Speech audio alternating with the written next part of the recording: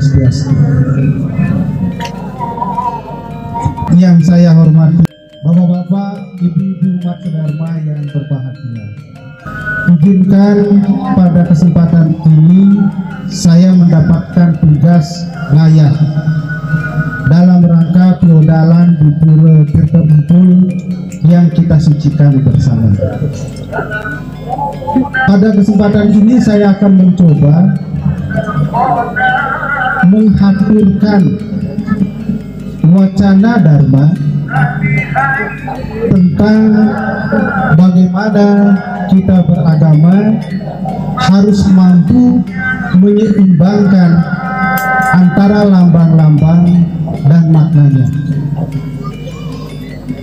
Bapak-bapak, ibu-ibu umat sedharma yang saya hormati, dalam setiap kehidupan beragama, apapun upacara yang kita laksanakan, kita selalu menggunakan lambang-lambang, dan lambang yang kita akan kupas pada kesempatan ini adalah lambang yang tertua, lambang yang sangat tua, dan itu adalah merupakan lambang dari agama kita, agama Hindu, dan sekarang dijadikan lambang oleh PHDI Indonesia adalah swastika. Kenapa lambang ini perlu kita bahas kembali? Bapak-bapak, ibu-ibu yang saya hormati, swastika merupakan lambang yang paling tua dalam peradaban kehidupan di dunia. Kalau kita melihat perjalanan swastika hampir ada di seluruh dunia dengan berbagai variasi bentuknya. Kenapa begitu kuat swastika? Mari kita lihat bahwa swastika pertama memberikan penggambaran kehidupan manusia yang sangat harmonis. Kenapa demikian?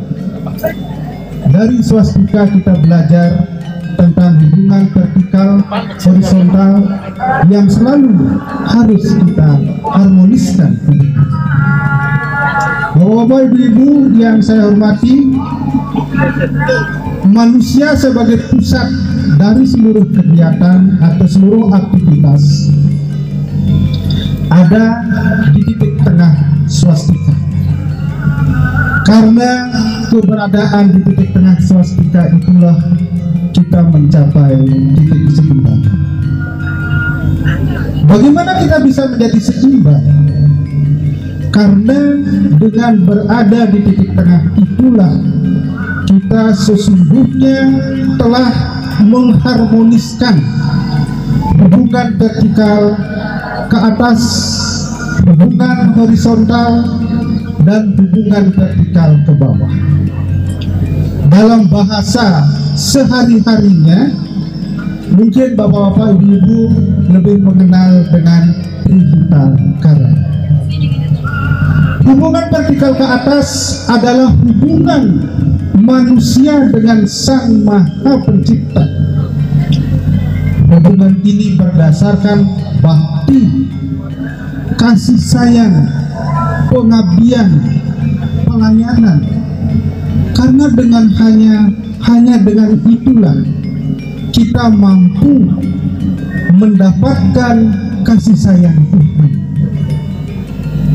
Walaupun Tuhan tidak pernah meminta kita melakukan hal apapun dalam bentuk kegiatan-kegiatan itu, tetapi sebagai wujud bahwa kita menyatakan pusat kebahagiaan itu ada di titik vertikal di atas, kita harus melakukannya. Seperti pada saat ini kita melaksanakan upacara yajna piodalan di Pura Tirta Bengkulu yang kita sucikan. Kita melaksanakan upacara dewa yajna. Mari kita pahami bagaimana konsep ajaran Hindu tentang ketuhanan. Bapak-bapak, ibu yang saya hormati, ajaran Hindu tentang ketuhanan jelas mengatakan bahwa kita memandang atau memahami Tuhan dengan dua cara. Yang pertama yang kita sebut sebagai Nirguna Brahma, Tuhan tidak berbentuk, Tuhan tidak terpikirkan. Nah, karena saking sulit untuk memikirkannya, itulah kemudian kita juga diajarkan memahami Tuhan dengan cara Saguna Brahma. Saguna Brahma mengajarkan kepada kita bahwa kita akan memahami Tuhan, memuja Tuhan melalui berbagai identitas beliau. Maka dengan demikian, pada saat ada pertanyaan bahwa Hindu menyembah banyak Tuhan, bukanlah demikian. Hindu menyembah satu Tuhan dengan berbagai identitas, berbagai manifestasinya. Pada saat kita menyembah Saraswati, kita menyembah Tuhan sebagai Sang Maha Pencipta ilmu pengetahuan. Pada saat kita menyembah Brahma, kita menyembah Tuhan yang satu, tetapi dalam identitas beliau sebagai Sang Pencipta. Mari kita lihat, pada saat kita mengucapkan mantra Trisandia bait ketiga, kita akan menyebut banyak nama Tuhan di sana, karena itu adalah merupakan manifestasi dari beliau dalam berbagai identitas. Kalau kita masuk ke aliran filsafat, bapak-bapak, ibu-ibu yang saya hormati, banyak rekan-rekan kita mengatakan bahwa secara esoteris Tuhan itu satu. Semua agama menyebut Tuhan itu satu. Beliau adalah substansi, beliau adalah tunggal, beliau adalah segalanya. Dan saking sulitnya mengidentifikasi, kita sulit mendapatkan identifikasinya, maka Hindu menyebut Tuhan itu Achintya. Atas kesulitan itu kemudian kita menyembah Tuhan dalam berbagai bentuk. Itulah eksoteris. Secara eksoteris, semua agama kemudian masuk ke dalam lingkupnya sendiri-sendiri. Ada yang menyebut Tuhan dengan bahasa A, B, C, dan seterusnya. Dan bahkan ada yang mengidentifikasi Tuhan punya sekian identifikasi. Kalau saya mengatakan Tuhan itu identitasnya unlimited, tidak terbatas. Itulah kemahakuasaan Tuhan. Untuk itulah bapak-bapak, ibu-ibu, dengan berbagai lambang-lambangnya kemudian kita memuja yang dewasa. Ajaran Nawa Widabakti mengajarkan kepada kita ada 9 cara untuk menghubungkan diri dengan Tuhan. Dengan berbagai bentuk sarana, hari ini kita ngaturan Banten, ya, kita dalam rangka memuja Tuhan. Walaupun kemudian ada yang menyatakan, aduh, beragama Hindu itu ribet, harus bikin Banten dan sebagainya. Bukanlah demikian. Bhagavad Gita sudah mengajarkan kepada kita, kita tidak harus kok membuat Banten yang besar-besar. Saya ambilkan kutipannya bahwa dalam ajaran Bhagavad Gita yang disebut sebagai Satwika ayatnya, ada beberapa kriterianya. Yang pertama, bahwa ayatnya itu dilaksanakan berdasarkan aturan kitab sucinya, sastranya menyatakan demikian. Kemudian yang kedua, ayatnya dilaksanakan tanpa mengharapkan pengembalian secara material, bahwa ayatnya dilaksanakan secara tulus ikhlas dan lascarya. Yang ketiga, ayatnya itu didasari sebagai kewajiban, bahwa kita melaksanakan ayatnya bukan karena ingin mendapatkan sesuatu, tapi karena kewajiban kita lah. Kenapa kita wajib melaksanakan ayatnya?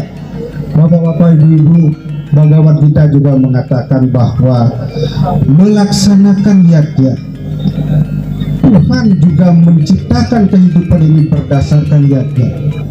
Maka laksanakanlah ayatnya itu karena yatnya itu akan menjadi sumber kehidupan.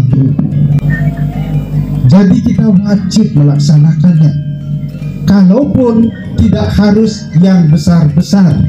Sesuaikan dengan kemampuan, ketulusan, keikhlasan Lastario, tetapi tetap berdasarkan binekanya. Kemudian yang keempat, yatnya itu tidak untuk pamer. Mohon maaf,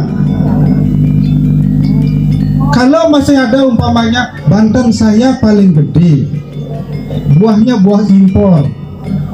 Kemarin saya beli ayam yang paling montok, saya harap dapat tempat yang paling depan supaya tahu orang-orang bahwa itu Banten saya. Bukan itu.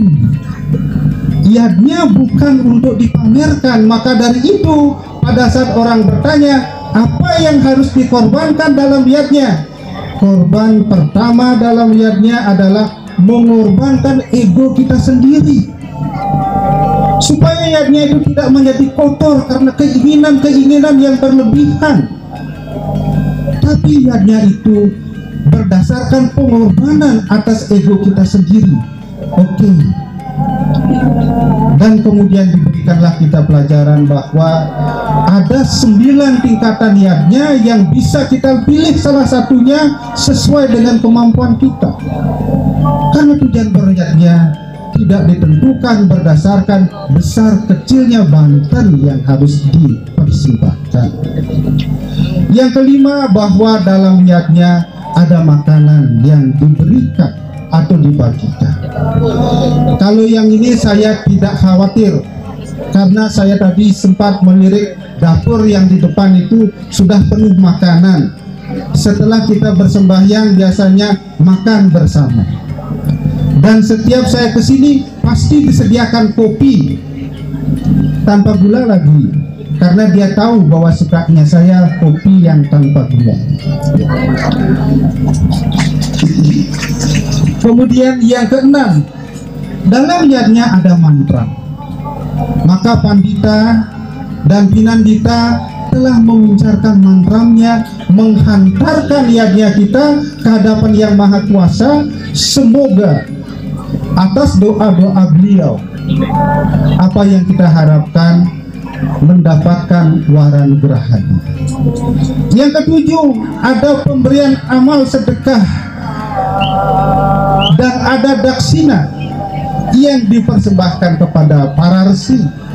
Maka setelah beriatnya biasanya ada resi bojana yang dipersembahkan kepada para pandita, ada para purohita yang menyelesaikan upacara ini. Dan yang terakhir, yatnya harus dilaksanakan dengan dasar keyakinan.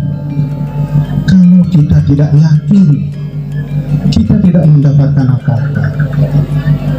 Orang kita tidak yakin. Tapi kalau kita yakin, apapun yang kita inginkan, apa yang kita harapkan bisa jadi tercapai.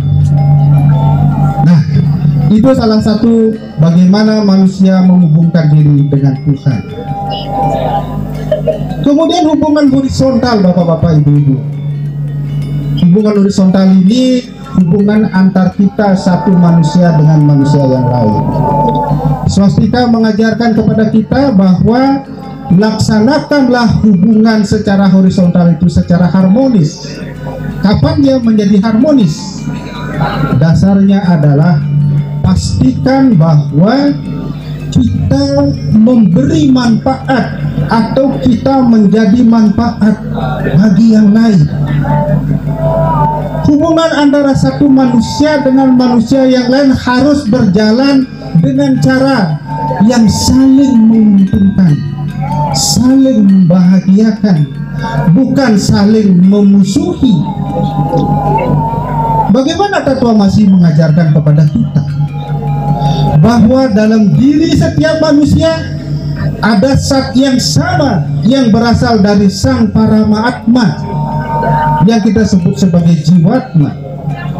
Yang ada dalam diri saya dengan yang ada dalam diri saudara-saudara semua berasal dari sumber yang sama, adakah alasan satu saja kemudian untuk kita tidak saling berkasih sayang?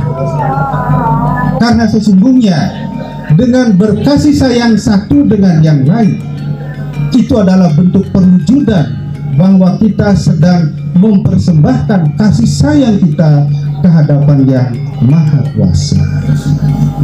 Hukum karma kemudian mengajarkan kepada kita dalam perjalanan hidup, di mana kita menjaga hubungan yang secara horizontal berjalan harmonis ini. Hukum karma hanya mengamanatkan 3 kepada kita.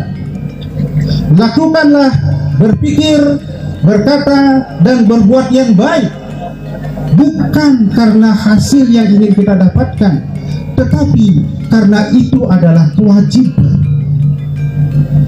Kalau kemudian kita merasa wajib untuk saling menyayangi, apapun yang kita laksanakan pasti berhasil dengan baik. Kenapa demikian? Karena dalam kasih sayang itu ada kerjasama. Kalau bapak-bapak menyayangi satu dengan yang lain, dengan demikian bapak-bapak dan ibu-ibu pasti akan saling bekerja sama. Tidak ada model saling menggagalkan, tetapi bagaimana saling menjadikan berhasil satu dengan yang lain. Nah, itulah hubungan harmonis yang harus dilaksanakan secara horizontal seperti apa yang diamanatkan oleh swastika. Bagian yang berikutnya adalah bagaimana kita berkewajiban untuk menjaga hubungan yang harmonis dengan alam dan lingkungan. Bapak ibu yang saya hormati, dunia sekarang sedang bingung karena pemanasan global. Dunia sekarang sedang bingung karena anomali musim yang begitu tidak bisa diprediksi. Kalau orang tua kita dulu masih bisa memprediksi, oh, musim tanam kita besok adalah di bulan ini. Dengan melihat bintang dia tahu. Karena pada saat itu alam itu masih baik-baik saja. Sekarang kehidupan kita dengan pemanasan global seperti ini, ya, dunia sedang berpikir bagaimana caranya sekarang bisa hidup harmonis dengan alam. Ajaran ini dari dulu sudah mengajarkan tentang hal itu. Yajurveda mengatakan, janganlah mencemari air dan janganlah menyakiti atau menebang pohon-pohon itu. Artinya bahwa kita punya kewajiban untuk menjaga kelestarian alam. Dan bahkan di dalam Sara Samuscaya juga dinyatakan bahwa pada saat kita memanfaatkan alam itu atau memanfaatkan sumber-sumber alam itu, bukan tidak boleh, tetapi yang harus diperhatikan adalah bagaimana pemanfaatan alam itu yang tetap harus diikuti dengan pelestariannya. Silahkan tebang hutan, tetapi jangan lupa untuk melakukan reboisasi. Silahkan menggali untuk tambang, tapi jangan lupa untuk melakukan reklamasi, karena memang prosesnya demikian. Kalau kita tidak boleh menebang hutan, berarti kita tidak berterima kasih untuk memanfaatkan alam itu. Tetapi yang tidak kalah pentingnya adalah bagaimana pemanfaatan alam itu tetap harus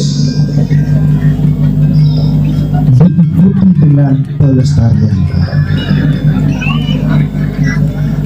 Itu salah satu bentuk bagaimana manusia harus menjaga hubungan harmonisnya dengan alam. Bapak-bapak, ibu-ibu yang saya hormati, hubungan vertikal dan horizontal ini bersifat sangat universal. Kalau kita lihat, tidak ada satupun makhluk di dunia ini yang bisa lepas atau tidak melaksanakan ketiga hubungan ini. Sebanyak apapun atau sebaik apapun kita bertetangga, tetapi kalau kita tidak melaksanakan bakti kita kepada Tuhan, bapak-bapak, ibu-ibu, kepuasan rohani kita kering.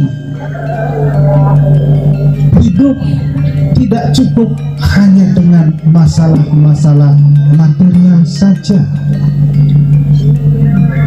tetapi hidup harus mempertemukan